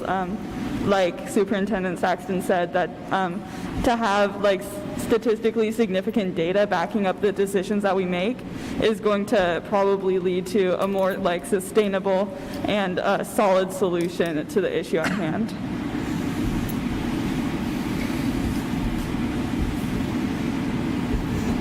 Mr. Superintendent, do you have anything else to wrap up? I do not. Thank you, sir. So at this time, I'll hear a motion to accept the superintendent's 3 recommendations at this time. So moved. I'll second. Any discussion? All in favor, say aye. Aye. And opposed? And opposed? No. Okay. That is going to move us on to our next agenda item. Please bear with me. My computer decided to go to sleep. Oh, sure, what do you need? It's student reports. Madam Assistant Superintendent, the student reports, please. And actually, Chair Aganawa, if I could, I'm going to do this first report around student enrollment. I'll keep it hopefully fairly brief. In your packet, you'll see that there's some information about student enrollment at the elementary, middle, and high school level. And actually, the data is very interesting, I think, at the elementary level. Overall, what we'll see is that our most recent data shows us probably about 107 students under what we predicted when it came to funding. I think we'll get a more clear picture of this over the next couple of weeks. October 1st typically is a day when we gather information and send it into the state on our numbers. This data is a little bit behind that as we gather it up.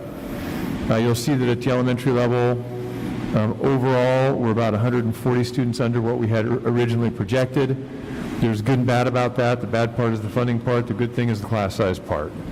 When I look at class sizes at our elementary level, you'll see that we're very small in kindergarten. And if you look at average class size across those numbers, we're in the low 20s on average on class size, which is wonderful, especially right now. As we talk about some of our learning issue, I think the most significant example or divergence from that is Timber Ridge in 4th and 5th grade, where we see class sizes averaging closer to 26 with a high of 29, which would be, I hope, at the outside of what we would see. Our kindergarten class looks to be about 630 students.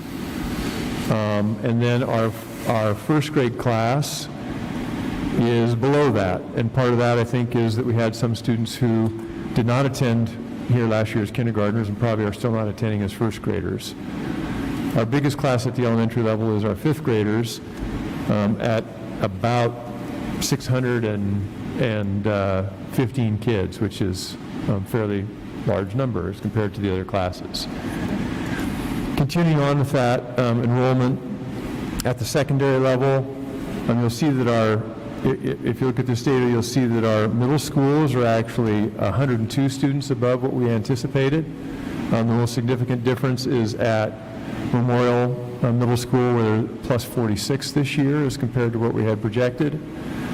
And a number of students, both at the elementary level and at the middle school level, are taking advantage of our online courses, and that's part of what has kept class size where it is at the elementary level. Should have said that earlier. And then at the high school, we're down about 199 students at the 3 different programs, Albany Options, West Albany, and South Albany. And so that kind of rounds that out. I don't think it's, there are a couple different things when we look at enrollment data. The first one is, how close were our projections and what does that mean about our budget? The next question for me always is, how many students do we have when it comes to weighted? So the numbers that I'm talking about are what we call average daily membership real, ADMR they call it, and so it's like actual bodies that show up. And then there's another funding number, which in my mind is the most important number, that's called average daily membership W, or weighted. And the weights depend on, the weights tell us how much money we get because we get more money for certain students. For example, any student in special education counts as 2. So it's 1 and then 1 weight, so that we get funding as if they were 2 students. ESL counts as an additional half, so they count as 1.5 when it comes to funding. Pregnant parenting teams count as an additional 1. Foster students count as an additional 1, I believe, and students in poverty count as additional 1/4. And so those numbers are important to us. We have projected 1,314 special education students, 587 ESL students, 2 pregnant parenting teen, 11 foster, and 283 in poverty. It's a very specific poverty number. And so how those numbers spell out are really tell us where we are in relationship to funding, and we'll get more detail on that moving forward. We do have a beginning fund balance in our budget of approximately $12.7 million, which is a good number. It's about 11 to 12% of our total budget, and that's estimated moving forward, but we'll see that and have that number. We're like really down to the nitty-gritty. We're within very tight tolerances on that number, so we're very close about that. So that's a little bit about our enrollment for the year and the funding situation that it delivers to us. Be happy to answer questions. I have a question. On the elementary, underneath each school, it says district program. What does that exactly mean? Yeah, so I'll take a look at that. My understanding of that is that district program is that it's a program that exists within that school that is specific to the school and the kind of students that that program supports. So we may have a very specific behavior program at one of our schools, and students come from other schools and go to that school because that's where that behavior program is housed. And so it tells us how many kids are there that are part of a very specific district program. So I guess in some ways, although it's for younger children, it's like our Albany options? But that's a fairly appropriate comparison, yes. Do we have an equivalent that in the middle school level? I have to ask Director Harlan. No, we don't have an alternative program for the middle level. We have SSCs, which are behavior support classrooms, and we also have a behavioral intervention center at the middle school and elementary level that don't exist at the high school. Some of the other district programs, though, just to be clear, would be things like our medically fragile classrooms. It could be special education classrooms. It could be behavior. There are different types of district programs that are just housed in different buildings. Thank you. Gentlemen, any other questions? Ladies? Not a question, but I'll just point out on this numbers on the elementary side, we talk about projections, the Central Tequina totals. It is one of our smallest, because that's one school. That'd be one of our smallest schools. The projections would have to be tremendous for you to get enough to say, let's bring back. Let's make Central a full elementary school and Tequina a full elementary school. I mean, you'd have to more than double it, I think, looking at compared to other. I just want to point that out. Thank you, Mr. Thompson. All right, our next agenda item is the superintendent's office as well. Yeah. Yes. So, Chair, members of the board, in your board packet, you have the first presentation that's called District and School Data. And so we also will have it projected, Mr. Singleton might help me there, projected on the screen for you to follow along, and certainly for folks at home as well.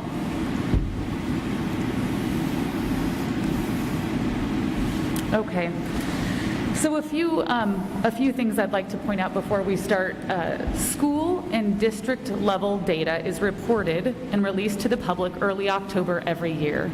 In these reports, you will see specific data that's always published. So 9th grade on track, graduation data. Graduation is for our 4-year graduation and our 5-year completer rates.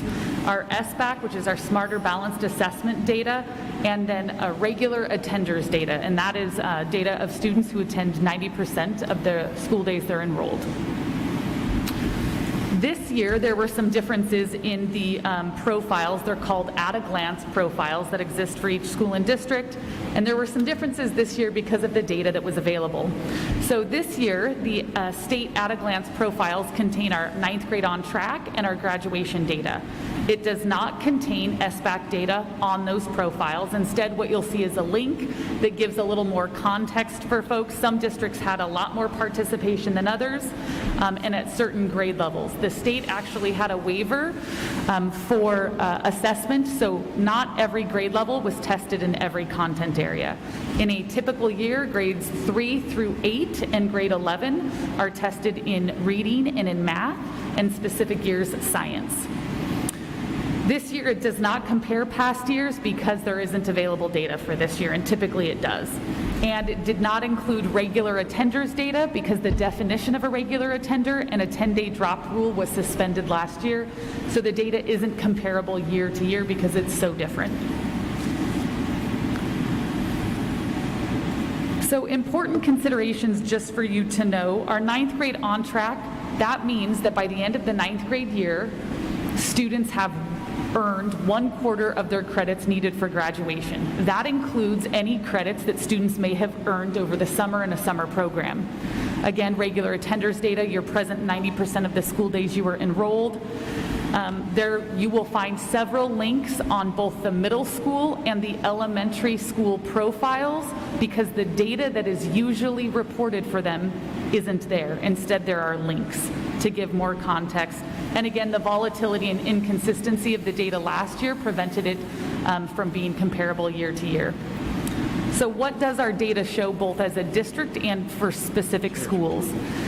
So our 9th grade on-track data, in the state, it fell about 11%. So the state reported 74% of 9th graders were on track to graduate last year. The district fell similarly, a little bit more, 12%. So 67% of our 9th graders were reported to be on track. Our on-time graduation, so you start school as a 9th grader and you graduate in 4 years. Reported there, you'll see from the 18-19 school year, 86% of our students were graduated on time in 4 years. For 19-20, it rose 88%. The state had a similar rise of about 1%. We saw 2. Now, folks will ask, well, why is on-time graduation only from 19-20? What about this past year? Graduation rates, completer and on-time, are reported in January. So we won't get the data for this past year for graduation rates until January. So it's always reported about, a half a year late. On the slide above it, 9th grade on track, you have the district fell 12% to 67%. Is there a reason we don't have 19 and 20 data? Yep, you'll see it. Okay, Yep. thank you. Yep. So this next slide, what you'll see is exactly just in graphic form. So it'll show you our district on track and graduation rates, and then the little to the side, it'll show you what the average was for Oregon, 74 and 83. Again, our on track, 9th grade on track is below the state average, and our on-time graduation is slightly above.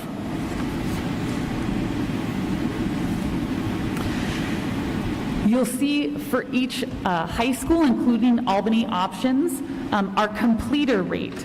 So you have West Albany, 99% of the students completed in 5 years, compared to the state average is 87%. South Albany is 93%, and Albany options is 93%. One of the things, actually 2 things that I want to point out. The reason we have such high graduation rates at both of our comprehensive high schools is because of Albany Options School.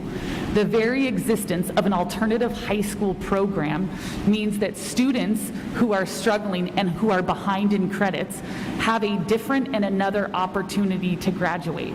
The fact that you see an alternative high school program with a 93% 5-year completer rate is absolutely astonishing. You do not see data like that in the state from any other alternative high school. It's pretty shocking to see, to be honest. The very nature of getting to Albany options means you're behind in credits. And so I just want to really point out the fact that we have high graduation rates, and certainly the fact that we have high 5-year completer rates is really due in large part not only to the tremendous work done across the district, but the work at Albany Options, and you're just not going to see data like that anywhere else. So now you'll see some information about the 9th grade on track and on-time graduation for the last 3 years for the district. You'll see that the 9th grade on track starts at 84%, and we see a steady decline in the last 3 years.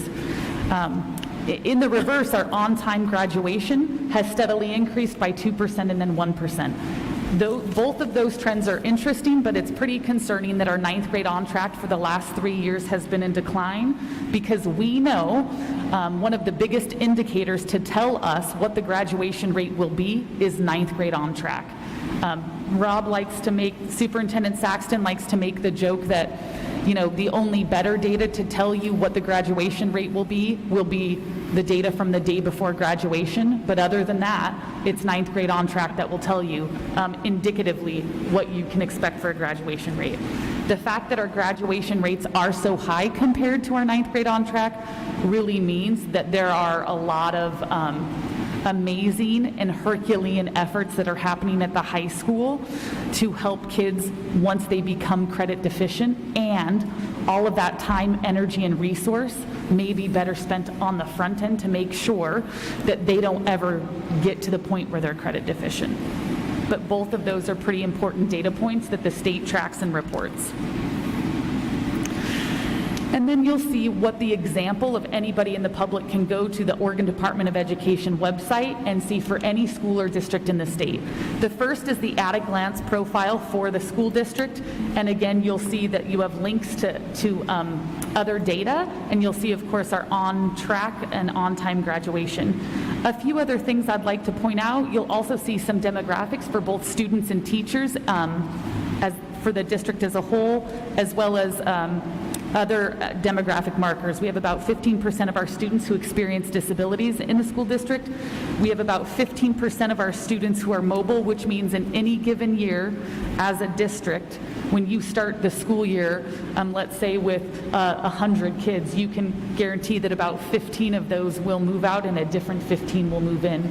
We certainly have mobility at some of our most impacted schools that is near the 30 and 35%, and other schools that are lower around the 5 to 10%. And then also on the second page of the district, and this is true for every school, one thing that I want to point out is actually a percentage at the bottom. And when you compare school to school, it makes a pretty big impact, and that is the percentage of teachers that you have that are beyond their first 3 years. The first 3 years for teachers are learning years. They're probationary teachers, and they receive some support. And they're tough years. Ask any first-year teacher, second-year teacher, or a veteran teacher if they'd ever want to go back to their first few years, and they'll tell you no. It's a hard work, and it's a lot of learning. And we know that the amount of support that we need to give early career educators is a lot. So the percentage of teachers that are beyond their first 3 years of experience is a good one to watch. What you'll see are schools that are Title I schools or who are more highly impacted by poverty tend to have a lower percentage of teachers who are experienced. You see that in our district and you see it in others. It's an important factor to create consistency, stability, and expertise for our neediest students that we need to address as a district and certainly as a state. So then you'll find Albany Options School, South Albany High School, and West Albany's at a glance in your board packet for reference. I included a Spanish version as well, just simply to let you know that these are available in English and Spanish. And then I simply picked one of the middle schools that came up first, and it was Calapooya, and one of the elementary schools, Lafayette, just to give you an example of what it will look like. There's not a lot of data there because it wasn't reported. There are links to get more data.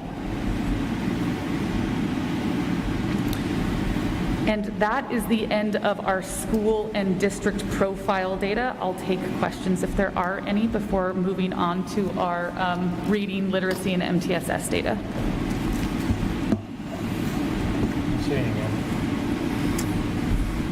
You alluded to it, but a question for me. Do we think our numbers are so bad in the ninth grade level because of what, middle school or grade school or all the above? Or, obviously it looks like you look at this data and I seem to say, wow, the high school is really getting things done for our people. Okay. So I would tell you that goes a little bit of both ways. We know that most of the time where kids get lost in a system is at transitions. Middle school is a study in transition. If there's any level that does transition well, it's middle school, because they actually have to do it all of the time with 2/3 of their school. And so we look at those 5th to 6th grade transitions and those 8th to 9th grade transitions as being really pivotal, and research will back that up. So what I would tell you is we need to do a better job of the 8th to 9th grade transition. We need to do a better job in 8th grade of what that looks like, and we need to do a better job in 9th grade of what that looks like. And so when we look at 9th grade on-track data, that really, we do look to the whole system, but we look to high schools to say what's happening in 9th grade, how do we transition them, and what is essentially the F rate or the failure rate for 9th graders that first year.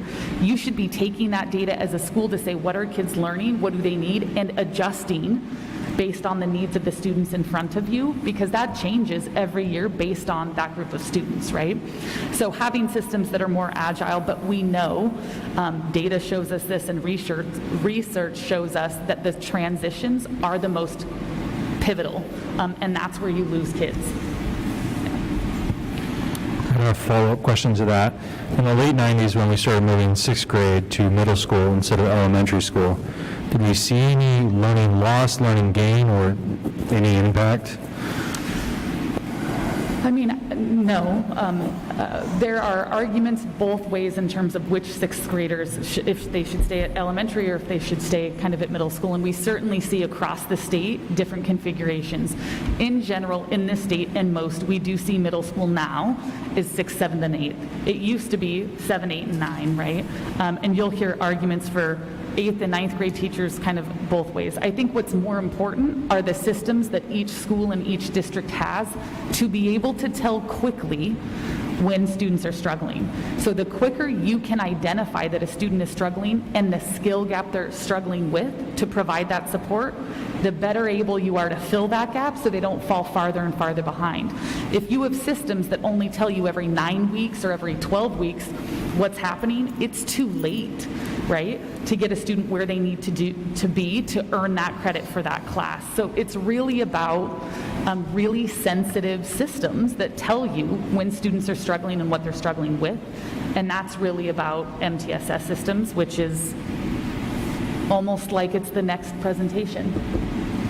And if I could, just probably some of the best work that's been done nationally on 9th grade on track came out of the University of Chicago in partnership with the Chicago School District. Really some terrific work that they did. I know that Albany has spent some time looking at that research and understanding, and that educators from our schools have looked at that and had some opportunity to get some training on that. I think there's a real opportunity for us to look at that again, make sure that our systems are good kind of between that 8th grade year and that 9th grade year, and think about what we need to be doing. In the short term, we're going to need to figure out how we're going to catch up this year's sophomores, right? And so we'll have to go to work on that and make sure that we don't have a repeat of that as we look at the transition between 8 and 9. And so those are two big pieces of work, and we have some opportunity to do that and some resources to do it with as well. So the next report that you will see is our MTSS RTI systems here in the Greater Albany Public Schools. So a purposeful district develops a system based on a growth mindset, a continuous cycle of improvement, and expectations, high expectations for all student populations, focused on reducing the opportunity gap. So teachers delivering culturally responsive, evidence-based instruction that's systematic, reliable. They understand that they're responsible for ensuring that students learn the material rather than just teaching it. That's kind of at the heart of MTSS and RTI. So MTSS stands for Multi-Tiered Systems of Support, and it's the method we use in GAPS to determine which students need and receive support. So GAPS implements an MTSS system that supports a culture of high quality, data-driven, joyous, I would hope, core instruction, and appropriate intervention for all students. That's the goal. So MTSS is a all education framework. I say that because sometimes people want to know, well, is this general education? Is this special education? It's all education that involves research-based interventions. RTI, you'll hear, that's response to intervention. That's the specific system we use for literacy to determine the students who are at risk, some level of risk or high risk, and the reading interventions that they receive as a result of us being able to identify they have those skill gaps. So some core components of these systems: universal screening. You hear Superintendent Saxton talk about DIBELS. They now call that Acadience. That is dynamic indicators of basic early literacy, and that is the screening assessment we use in K3, actually K5. We have data-based decision-making and problem-solving when we know that students aren't at benchmark at their grade level and what we would expect to see. Continuous progress monitoring to see, are they making the progress we think they should make, catching up in those skills according to the intervention we've prescribed. There's a focus on student outcome. So are students successful in this intervention, and if not, what do we need to do? We have a continuum of evidence-based interventions to make sure we're matching this intervention with the specific skill gap. Core curriculum for all students, intensive and more intensive interventions if students aren't successful. So the basic concept to know around MTSS systems and RTI is this triangle. And the triangle shows you risk levels associated with students. So your core instruction, your core program, this is true for academics and it's true for behavior. Your core should take care of about 80% of your students and their needs and their academic mastery. Same with behavior. Your core instruction should be research-based, and it takes care of about 80%. Your Tier 2, that yellow zone is about 10% to 15%, and that represents students who receive that core, but they also might need more support. They may need more interventions, they may need smaller group instruction, they just need a little bit more support as well as the core. And then you have about 0 to 5%. Is your target for Tier 3, which means I need a highly individualized intervention. Specifically, it might be one-on-one. It might be one adult with 2 students that's very specific to a need. Those are target percentages for a healthy system. That's how you know that you have a healthy system. If that triangle is upside down or if that triangle is out of whack, you have a problem. For elementary, you need to look at your core. For secondary, you have to look at interventions. You cannot intervene your way out of an upside down triangle in elementary. It is not possible. And so the systems that we construct are specific with these targets in mind. It's good to know that screening and that data really is based on the big 5 in literacy. These skills are foundational skills and have to be learned in order for anyone to learn how to read. It's actually kind of miraculous that we all know how to read, considering all of the things that your brain has to do to go into it. But that is phonemic awareness, phonics, and fluency and accuracy. And then we have vocabulary and reading comprehension. What you need to know here is that a universal screener has to screen for these skills in order to be effective. And so you will see a series of data, and it is both in graph form and it's just also in text. And so this first graph just compares 1920 to 2122 for grade 1. The reason you don't see year 20 to 21 is first graders did not take this benchmark assessment in the fall, but this is fall to fall of these 2 years. And what it shows you are the percentage of first graders who are above or at benchmark as compared to below or well below for first grade. One of the things that I've heard continually is a concern, rightfully so, that students, because of the pandemic, are going to be very far behind.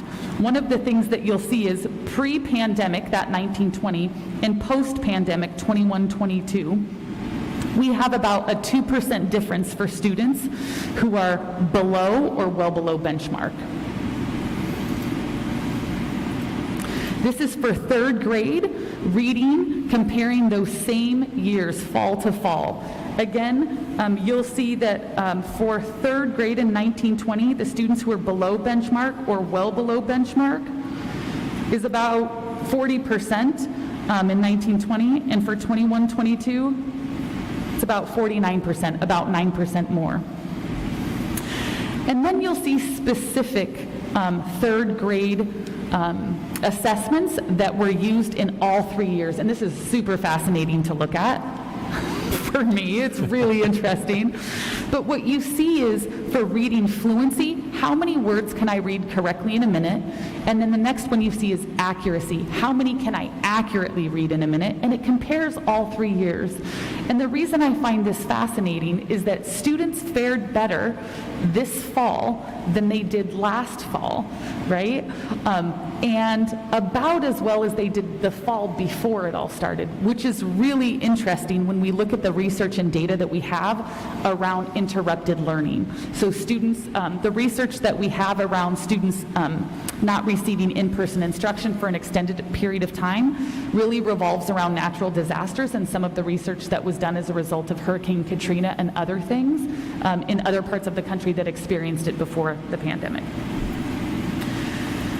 So I am going to keep going to the end here. Basically, these are overall composites and specific scores for first grade and third grade as it relates to reading. One of the things I would want you to know are that we have systems at the elementary level that look specifically at this school by school, kiddo by kiddo. So schools have 100%, we call them meetings, and 20% meetings, where they literally look at the data for every single student to say, what is the appropriate research-based intervention, and what does that look like? How do we make that happen? As a district, we look at that data every 6 to 8 weeks, and we look at data from every single school, every elementary school, every middle school, every high school, to say, what is the data saying that they need in terms of support and resource? One of the things that we started, thankfully, pre-pandemic was some specific interventions and specific instruction around some of these core literacy skills, and that is the reason I believe we don't see as much of a decline this year as we would have had we not done those things before. Now, certainly we didn't know what was going to happen, but I am sure glad we didn't push off implementing those any later, because we would have missed that window, right? And been in the grips of kind of the pandemic. I will take questions now. I could go on for, honestly, hours about MTSS or RTI, but I want to leave you with understanding that what we do is we have benchmark data where we assess students in reading 3 times a year. And that's for all students. The students who show us they're below grade level, we actually assess more frequently when we provide an intervention to say, is that working or is that not working?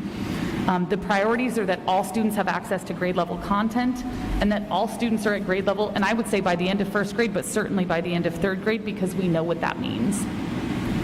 If I could, just a couple of things.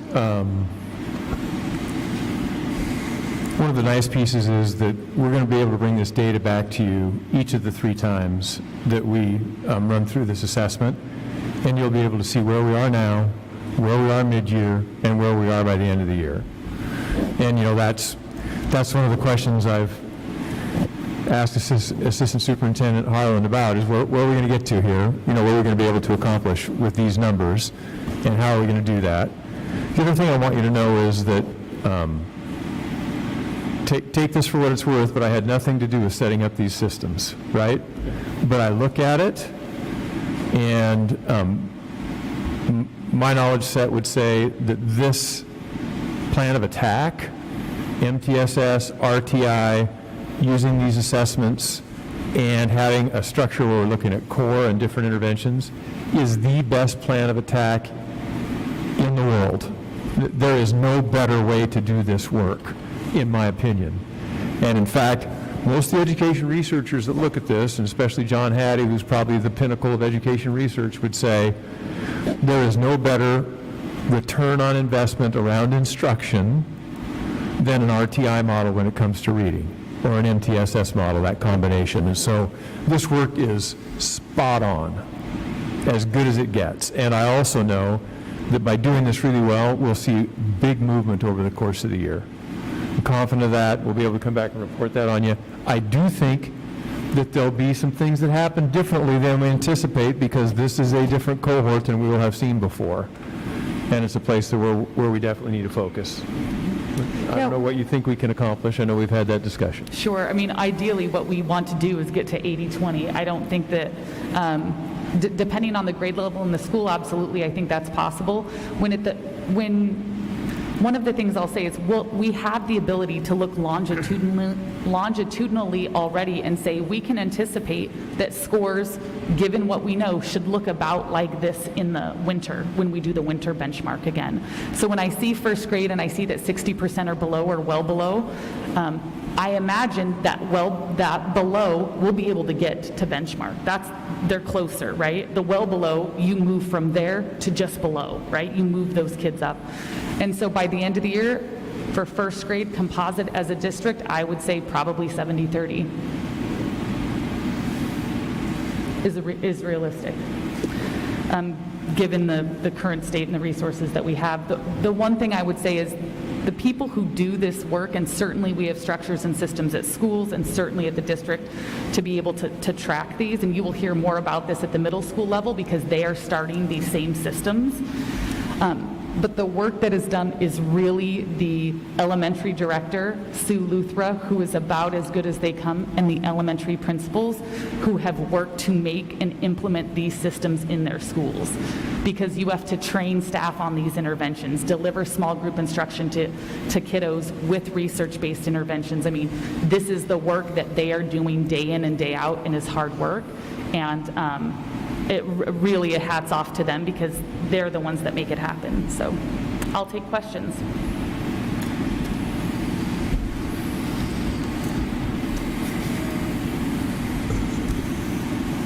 Okay, sounds like we got it well figured out. The numbers are about what we'd expect, unfortunately. You know, we're putting interventions, we're going to test, get data to drive these numbers back up. It's a reassuring feeling that we're doing the right thing. All right. So I do have one. So do we have specifically defined benchmarks that if we're not reaching, that we will know that we need to go to a plus program? Or because as you said, in some ways, we're in uncharted territory here, us and the rest of the world. So when will we be confident that as we carry it through that we're getting there? So I will tell you that we monitor that data every 6 to 8 weeks at the district level, and schools do as well. Every 6 to 8 weeks, they're going through student by student all of that data. The other thing I will tell you in reviewing kind of that data is that we have an MTSS handbook that we use as a district for this, and there are decision-making rules about if this, then this. So we know pretty quickly around how many cycles of intervention and what the rate of growth is for a student to know if they are successful and or not, and if we need to change that. And those are the decision-making rules we make around whether or not to change or accelerate an intervention, depending on the rate of growth of a student. So we have a whole handbook with kind of those decision-making rules to guide teams around what that looks like. But schools in the district, but schools certainly are looking at this data a lot, every 6 to 8 weeks, even more frequently for students who are receiving intervention. Thank you. Anyone else? It looked like Miss Husefna, did you have something you wanted to say? Sorry, could you recognize Heather, please? I just wanted to add, along with all of the intervention work and having moved from the curriculum department to HR, so really recently being involved in all this, is also acknowledgement in the work of the core instruction that's going on. So parallel to all of the intervention learning for teachers and you know, maybe doing something I haven't done before and putting in those systems, we have principals and teachers continuing to increase their core instruction, because the stronger your core and you bring that yellow zone down through that core instruction, then the fewer you will have at the top. And we have both the AVID framework and instructional practices in secondary, but also the quality teaching of English learners instructional practices that has been going on in the elementary and now also at the secondary, involving how am I reaching all kids in those interactions that strengthens it throughout the day. Principals are getting training, instructional coaches are getting training, individual teachers, K-12, are getting training to look at that core, and I think that's a big piece, a foundation of what Superintendent Saxton and Assistant Superintendent Harlan are talking about. You'll have successful interventions because you also have a successful core, and our instructional staff are really growing in amazing ways. It's great to see when we do our instructional rounds. If I could just, I know that one of the things, in a couple of meetings I heard the board say, do you know where kids are? What assessments do you have in place to know? And what are you going to do about it? And for this specifically, which is key to everything else, right? Being able to be a reader by the end of third grade, can make you or break you in school. The answer is an emphatic yes. And we have data around what's happening, at our transition 8-9, yes. And we also have plans around where we can go with that. So just want to assure the board that we have those and that they're underway, and I feel good about what we're doing. Thank you, sir. It's going to bring us to our agenda. And I don't see any other active business other than dates of interest, October 14th. Director Nyquist and I are going to switch on that, Chris. And then I'll entertain a motion to adjourn. So moved. Second. All in favor? Aye. Motion passes. Thank you very much. Yes.